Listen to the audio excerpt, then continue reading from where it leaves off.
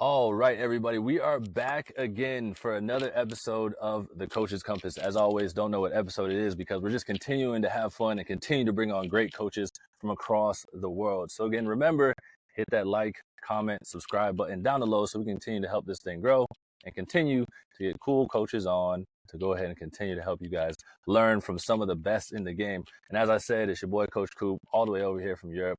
And we got another special guest with us today. We got our boy, Iram, out of Orlando. He's got a Bachelor of Science in Kinesiology. He also has a CSCS. He is currently studying at the University of Pitt for his DPT. He is a level 1 ATG.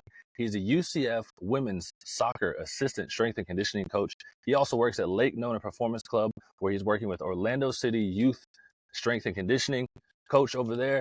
Also worked with NBA players getting ready for the NBA draft. And like I said, he is out of Orlando. So Iram, thank you for being here with us tonight and welcome. Thank you. I'm excited. Yeah, man, I'm excited to have you on too because it's a young guy. It's a guy that's freshly into the game, right? Like you said off cameras, you've got into this about 2 years ago. Yeah. What do you think that you are doing different in this industry right now that is setting you apart from the other coaches? I think the main thing is that I am super young.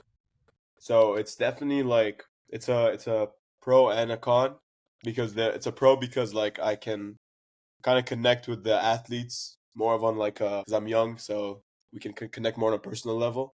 And then it's a con just because like I'm their age, so that I have like I guess like there's an authority level there where they're kind of like this guy's younger than me. Why am I listening to this guy? Do you know what I'm saying?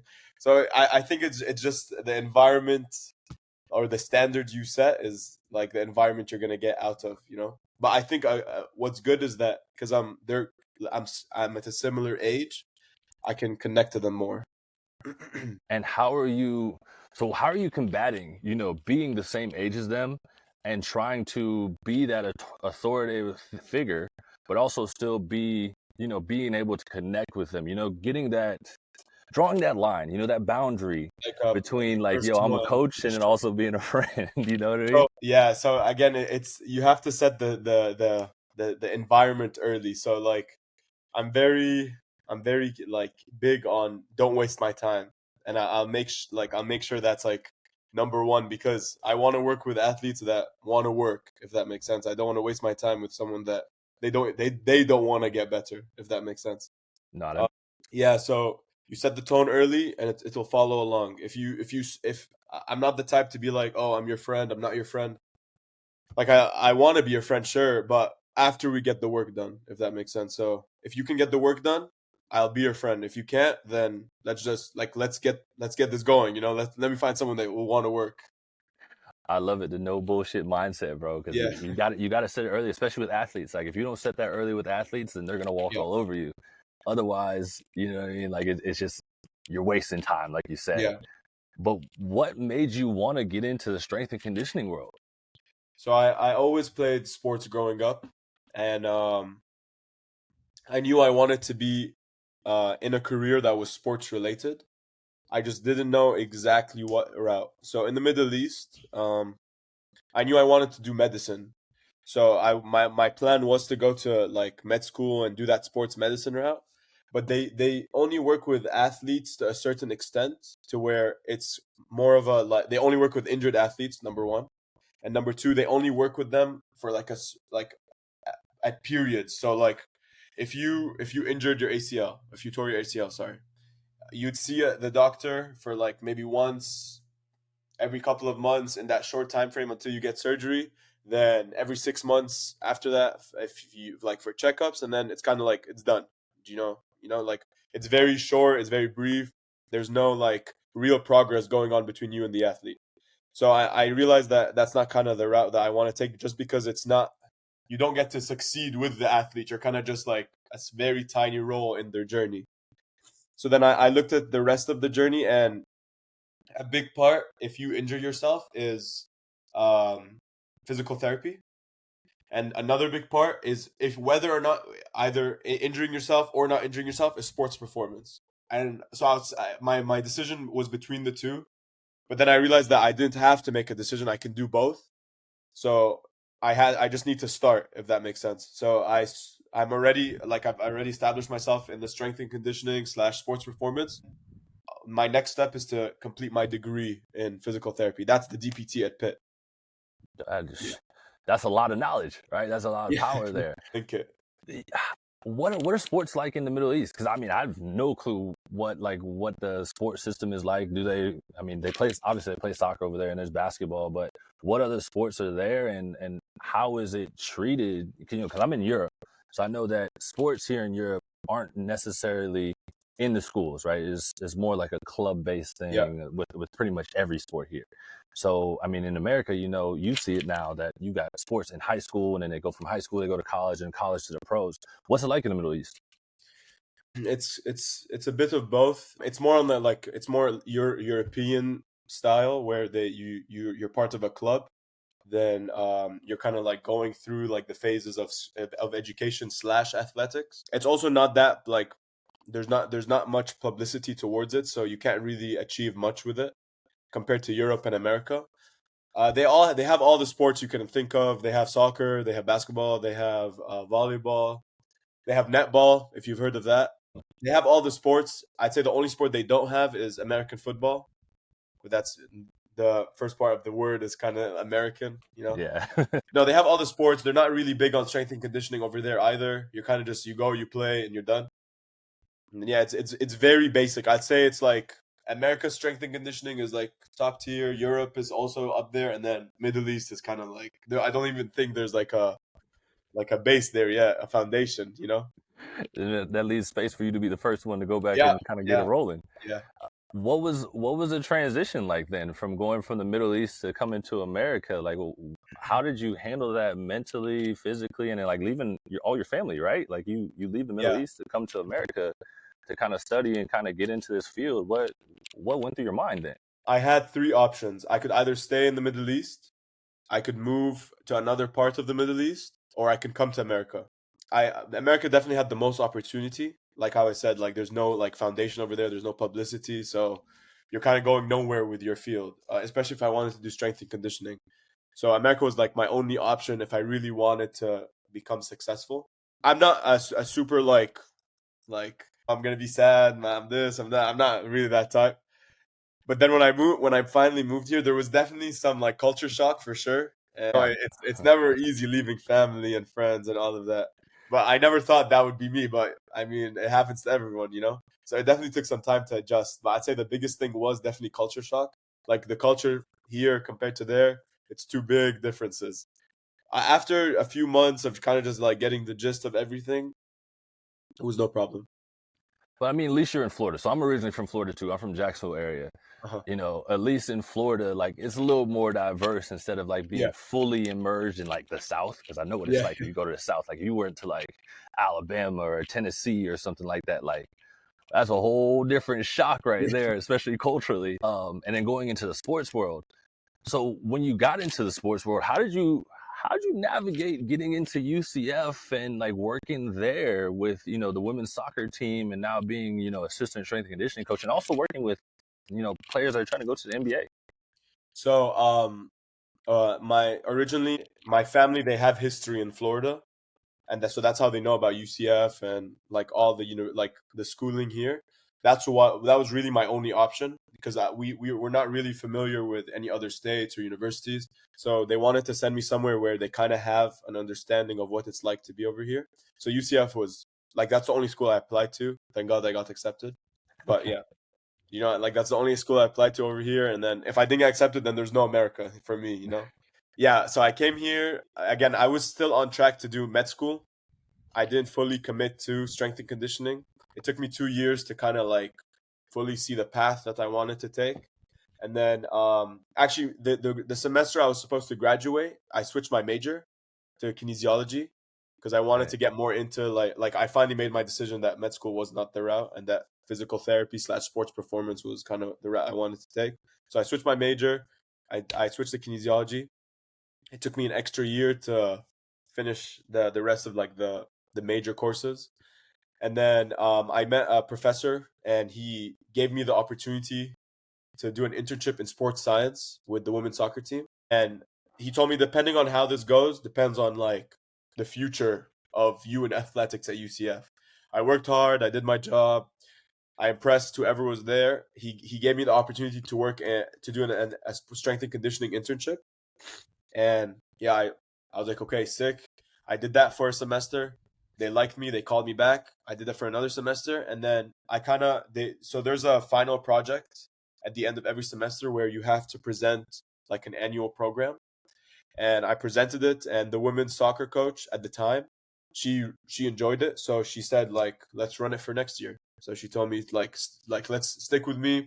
We'll run it for the girls next year, and we'll see how it plays out.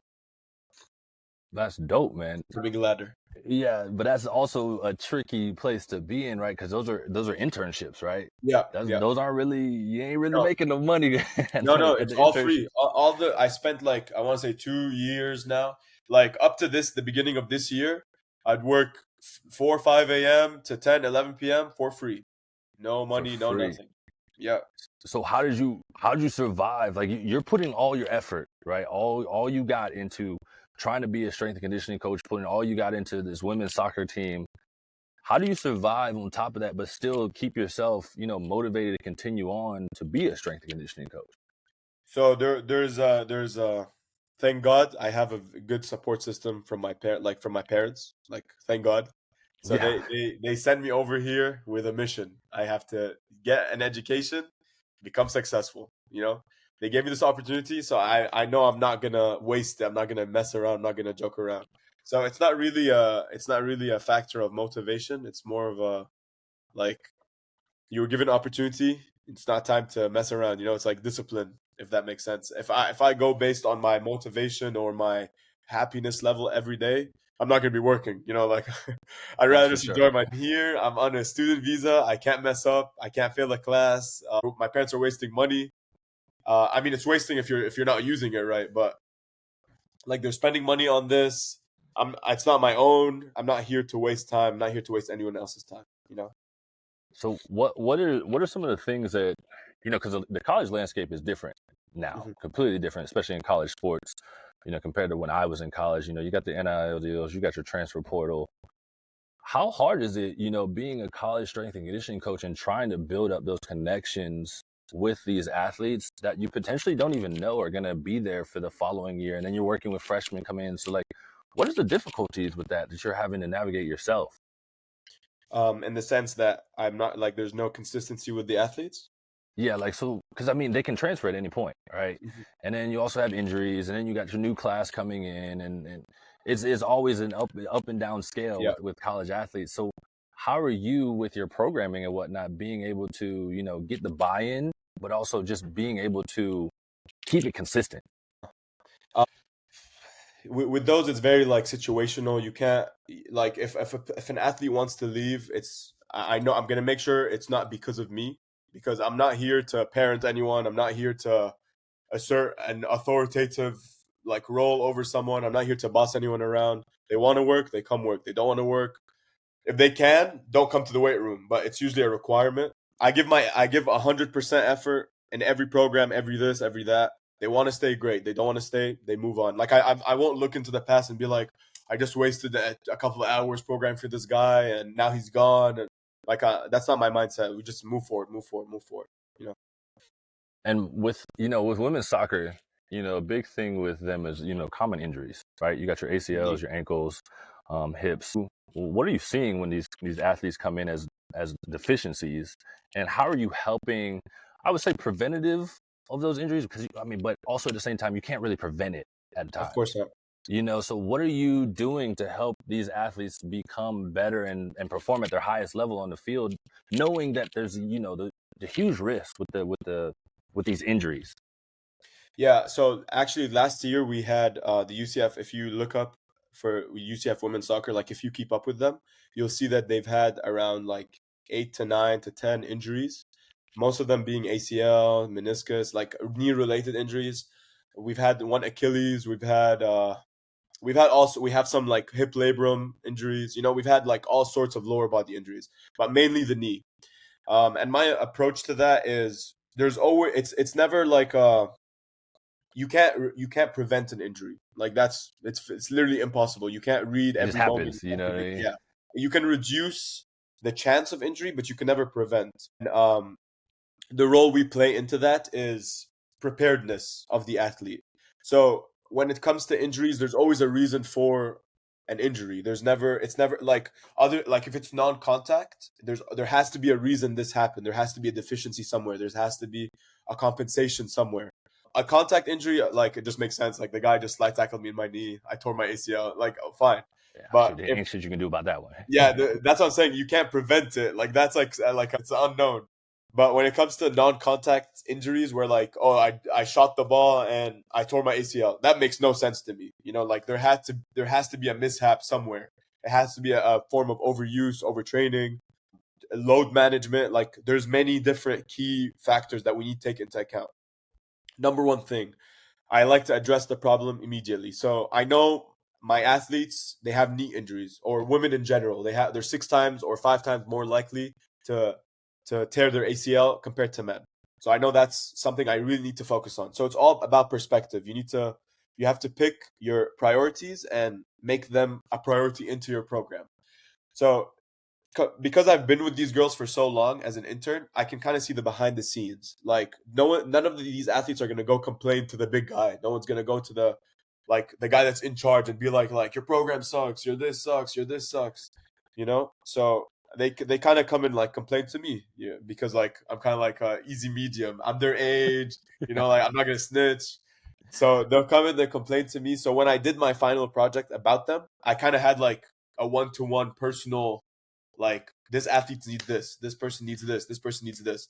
So going into this year, I kind of knew everything they needed, everything they wish they had, any like small, even if it's like a 4 out of 10, a 3 out of 10, like, okay, I feel like my groin is weak, I feel like my calves are weak, I took that into consideration specifically for them. But the knee was the main priority.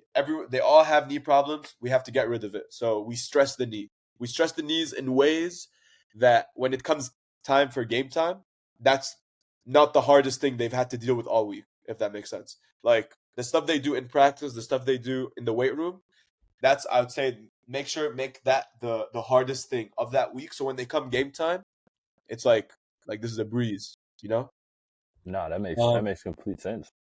yeah. So no, yeah, just prioritize the knee, and everything will follow. So like I had this girl, she tore her ACL.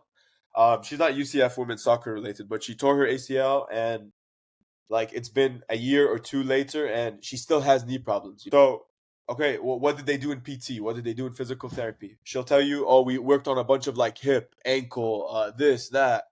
What about the knee? What did you guys do for the knee? No, they told me it's like a deficiency in my hip. That's why my knee tore. Okay, fine, but you tore your knee now, so like let's work on the knee, and then we can work up the. So it's kind of just like perspective of how you see things. If I see a problem, like if I see a deficiency, I'll address it and figure out why there's like what's compensating for this to happen. But if there's a major or drastic injury like an ACL tear or this tear, I'll address that before I address anything else, if that makes Right. sense. No, that makes perfect sense. And then, like with that, like, are you working with the trainers and then your sports scientists and all that stuff to kind of create these programs to make sure that you're hitting all the areas that you need to hit, or is it kind of just experience wise? You definitely have to have good communication with like the trainers, the PTs, this, because again, like as long as since I don't have the degree yet, I can't like they can kind of pull rank on me, if that makes sense, because they have the medical degree or the physical therapy degree, so I kind of have to listen to them. But I take all of that into consideration into my program. And so if they tell me like no, nothing open, no open chain exercise, no closed, no this, no that, like if they give me something specific, I'll work around it. But I have like there's things where it's a must for me. Like I have necessities where I have to include this into my program, but we'll usually agree, if that makes sense. The reason why I want to go to physical therapy school is so I can never deal with, like I don't have to deal with this side of communication. It's kind of just like Like, oh, I'm the physical therapist and I'm the sports performer. Like, I kind of can do both. Does that make sense? He wants to be one and all. You know what he wanted. Exactly. Yeah. No, exactly. Yeah. But like hearing you talk about all this stuff, like obviously, like it's experience, right? You've seen and been around a lot of things, especially with the internships and whatnot. But on top of that, what coaches are you learning from in the industry, and you're kind of picking pieces from what they're doing and their methodologies and their philosophies, and kind of putting it into your own. Yeah, you have to first off, you have to be original. Like, you're gonna see stuff that works. Strength and conditioning is not complicated. It's not complicated at all. You have to keep it simple, especially when it comes to like college athletes where they have no training age, they have no experience, they have no, especially soccer. Soccer, I don't know many soccer athletes that they come to me and they're an elite lifter. You know, like they go, they play soccer and it's done. They're not here to waste time in the weight room. They want to play soccer. So when it comes to that, strength and conditioning is not difficult because they have a young training age. If you give them, if you treat them like I don't want to say a child, but if you try and like just focus on building their foundation and keeping stuff basic and simple, they'll benefit a lot out of it because they didn't spend years growing up working on that. Does that make sense? Like stuff starts to get complicated when you have an athlete that has 10, 15 years of lifting training age where they can't, if you give them the basic stuff, their body won't, like there's no stimulus for it to adapt to get better, if that makes sense. Yeah, so keep it simple. Figure out what their training age is, number one, and keep it simple from there. When it comes to like learning from strength coaches, that's you need to see who you want to be like. You know, like see exactly what do you want to look like in the future. What do we align with our philosophies? So one of my main mentors is Joey Bergelies. Have you heard of him? Mm-hmm. Yeah, like I like his stuff a lot because he's very focused on range of motion. He's very focused on resilience. He's very focused on making your body into bulletproof. You know, like, and you'll get athletic. Like he's focused. He's balanced. You know, he's not one of those like gym gurus where they have two exercises that work for them and then like boom, like this is the only two things I'm doing and I'm applying it to everyone. You know, he's very like he has a very good perspective of things on and a balance with everything. I make sure to find a way to get him his attention so I can learn as much as I can from him. So yeah, you just need to pick who you'd want to be like, and then be original from there. Because if you're a strength coach and I'm learning from you, and I want to be like you, and then I model my whole game, like I copy my game from you, then what makes me different? You know, why would anyone come work with me? Why wouldn't they just go to you? If that makes sense. You have to also have a sense of like originality. You know, like you need to be original with your stuff. So, you know, it's trial and error. You have to just kind of like see what works with you, see what doesn't. Kind of like see it from like the bigger picture. Like, oh, I like this guy because he has this, but I'm not gonna use this. I'm gonna take this from this guy, but I like this, and you know, like just pick and choose what you like, what your personal experiences with.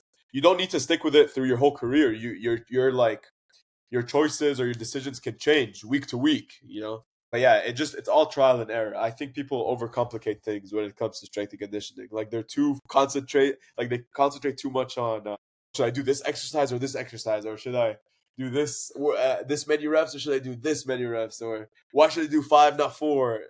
I think people overcomplicate it and you're getting no results. They're too focused on like the little bit, like the little stuff. They're not focused on working hard, you know, like giving 100% effort. Yeah.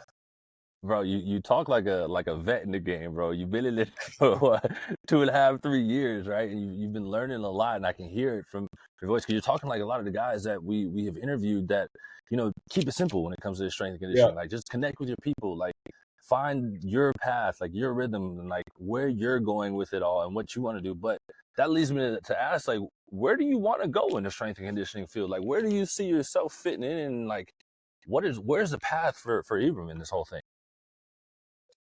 I'm very like, I like to have a plan, number one. And I like to, like, once I set my plan, I don't focus too much on like, when am I going to get to this next step? When am I going to get to this next step? You know, like I give 100% right now. You know, like I focus on what's in front of me so that I can move forward. I finished my bachelor's. I got my CSCS. I'm working on like small other certifications that I have some interest in, like relates to strength and conditioning. And then that I completed this stage, I guess you could say, the next step is my physical therapy degree. You know, my doctorate. Okay, I have to finish this. After this, I have a plan, but you never know. You never know what's gonna happen tomorrow. So it's a step by step thing. Like once I finish my doctorate, we'll move from there. I'm sure more opportunities will arise. I'll have a bit more publicity. I'll have more like worth to my word, if that makes sense. Because I could sound like a vet. I could be talking crazy stuff. You know what's like what validity do I have that what I'm saying is right? You know, like I need more time in the game for people to really dial in with what I'm saying.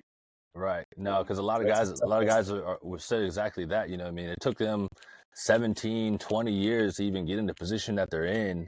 But they just stayed at it, stayed Yeah. consistent, kept going. You know, kept working towards what they're trying to get to in their end goal and having a plan on how they were going to get there. Uh-huh. Not that the plan goes exactly how it's supposed to be, right? Because there's always bumps and Of course. turns and curves and all that stuff. But knowing what you want out of it in the end goal is always super important. Now, I saw that also on top of that, you went to the speed conference in 2024, Yep. right? You just attended that. What did you gain from that, and what was it like to be there?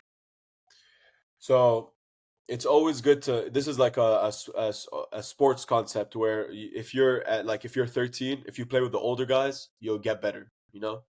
So it's the same thing in anything in life. If you put yourself in situations where you're the worst guy there, you're gonna get better. You know, like I never want to be like the smartest guy there or the this. Like, yeah, sure, I want to be successful, but I'm always trying to learn. I'm always trying to find something to make me better. So being at that conference, it puts you into perspective how long these guys have been in the game. You know, like how little like edge I have over them because I genuinely like they have the experience.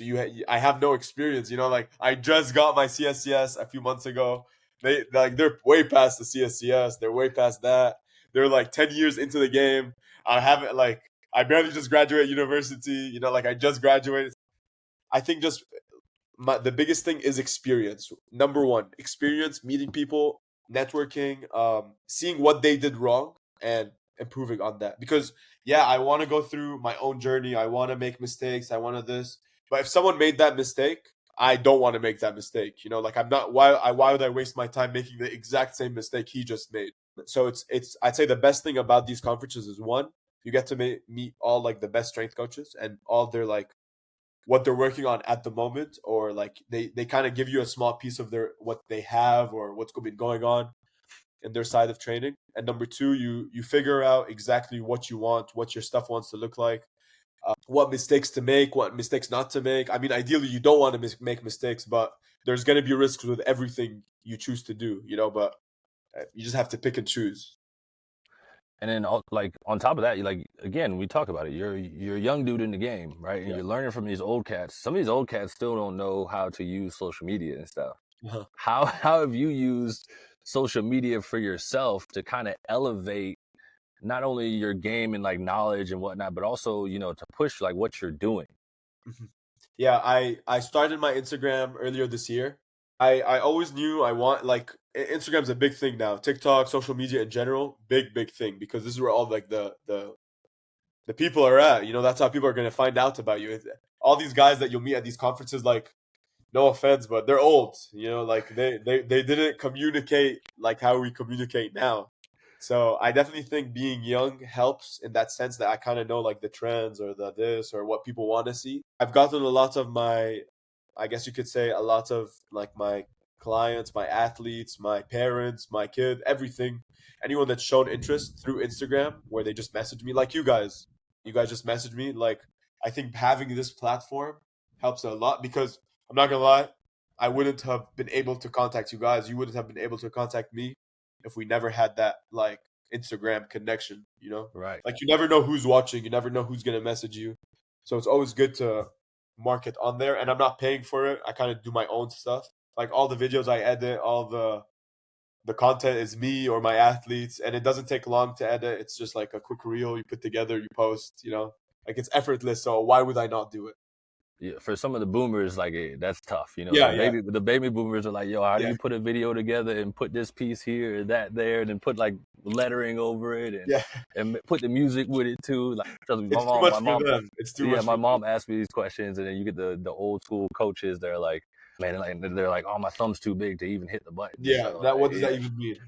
so it's great to hear like a young guy actually using it to his advantage, because I mean that's honestly how we connected with you, right? I Yeah, saw what you were doing on Instagram, and I was like, yo, like I could tell that honestly that you were younger, right? Because I just yeah. read through the bio and whatnot, and saw that you're 2026, you're trying to graduate. So I'm like, all right, okay, some things might be a little bit, younger than what like the guys that we've had on before, but I think it's important to have like a young guy on to have interactions with how things are going actually in the game, Of because course. we can hear as much as we want from the older guys, right? Because they have a bunch of knowledge. There's a whole bunch of power from them, but it's also important to hear from the next generation coming up. Like, what are you guys struggling with that you also would love to hear more of, or like gain more knowledge from, and then like what you're doing to also be successful in such a quick, not even a quick rate, but at the rate that you're going right now. So like, what are some areas that you wish you knew more of, like when you got into this game, and some people that you would love to hear more from to actually learn from?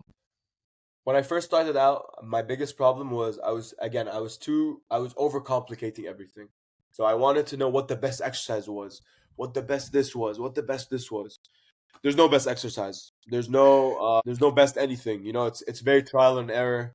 You kind of just have to like pick and choose what you like, and not just what you like, what fits the athlete. Like I'll have athletes like I love like my foundation in most of my programs is squatting. You know, but if I don't have enough time to teach a guy how to squat, I'm not gonna squat with him. I'm not gonna waste time. So I'm gonna find something else, trap bar, this, that. Like there's different things you can use, but it's very situational. So my biggest thing was I used to overcomplicate everything. So I always wanted to know like, well, so what should I do instead? What should I this? I wish someone was there at the time to kind of tell me like, chill. Like this is not supposed to be overcomplicated. So definitely first, like I need someone to tell me to relax, like just calm down. Let's take this step by step. Number two is like periodization is what most people struggle with. And I'd say the biggest thing to improve or how to improve with that is like, oh, how do I program for power? How do I program for this? Is do it to yourself.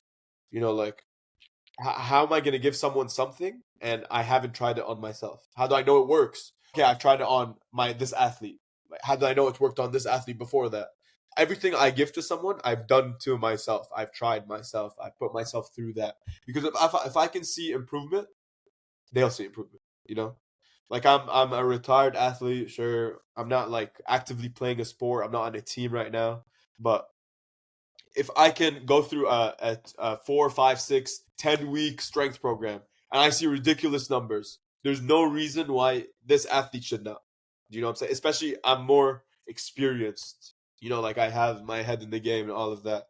I'd say that was my biggest thing where I was kind of like, how do I know this works? You don't. You genuinely don't. You have to try it out. So just be patient. Don't overcomplicate. Keep it simple and move forward. Man, that's awesome, bro. Like it's good to hear that you like actually are testing it out yourself, and Yeah. also reminding yourself like, hey, bro, like I gotta be patient with it Yeah. sometimes. Like with my own stuff, like there is no best exercise for one thing. There is no best workout plan for whatever you're trying to get to. But also on like, what would you say, if you're talking to maybe if you're talking to your younger self, right? What would be the number one piece of advice you would give your younger self? Nice. Well, this is a good question. Like in the sense of strength and conditioning? Strength and conditioning, you can say life, trying to figure out and trying to navigate how to strength conditioning, coming from Middle East, going to America, like just trying to find out who Ibram is. Like, what would you tell your younger self before, like looking at who you are now? So I spent I was originally a health sciences degree and I spent 3 years doing that or 2 years around that time. So I wish I would have kind of knew that this is kind of the route I wanted to take. So I would have just started earlier, if that makes sense. But I'm also kind of happy that I switched at the last moment because it forced me to believe that this is what I want to do. Like I'm not heads like if I started earlier, I would have kind of been like I wish I did the other thing. I wish I. So I honestly like any advice I would have gave to my younger self. There's always something else. There's always something else. it's kind of just like, thank God I'm here right now. I made it to this point. I'm kind of just like, I'm praying I make it to the next point, and that's it. There's nothing really I could kind of tell myself at a younger age. Just be consistent, be patient, don't stress. Just keep working, keep working. Enjoy the journey as it Yeah, just goes, enjoy. bro. That's fucking awesome, bro. So before we get out of here, bro, we got our last segment, right? So it's a 90-second round and it's one-word answers. It's like 10 questions and they're all across the board, right? They could be sports related, they could be strength and conditioning related, they could be just life related. All right. So are you ready? Yeah. One word. All right. Yep. One-word answer. Here we go. 90 seconds on the clock. Favorite post-workout snack? Grapes. What position in soccer trains the hardest in the weight room? Midfield. Pizza or burger? Burger. Do you prefer off-season or in-season training? Off season. Top athlete you've ever trained? Like his name? If you want to, yeah, sure. Xavier Johnson. Your favorite exercise? Can I take that back? Sprinting. Sorry, sprinting. So then which do you prefer, a good sprint session or a heavy lift session? Sprinting session. Best gym you've ever been to? Lake Nona Performance Club. What is your number one flaw as a coach? Rushing. Would you rather skydive blindfolded or swim in a cave that you don't know where it ends? Skydive. And that is it for the day, bro. Hey, we appreciate you coming on, dog. And like I said, guys, if you're ever in the Orlando area and you ever get a chance to go down and check out, what is it called again? You got Lake Nona Performance Club in Orlando. Go ahead and check out my boy Ibram, right? So as you can go ahead and get some good work with him. He is a young guy in the game, but as you can hear, he has plenty of knowledge. And all he's trying to do is continue to grow and become better. So thank you for being here with us tonight, bro. Thank you. Thank you for having me. Yeah, man. And we're out.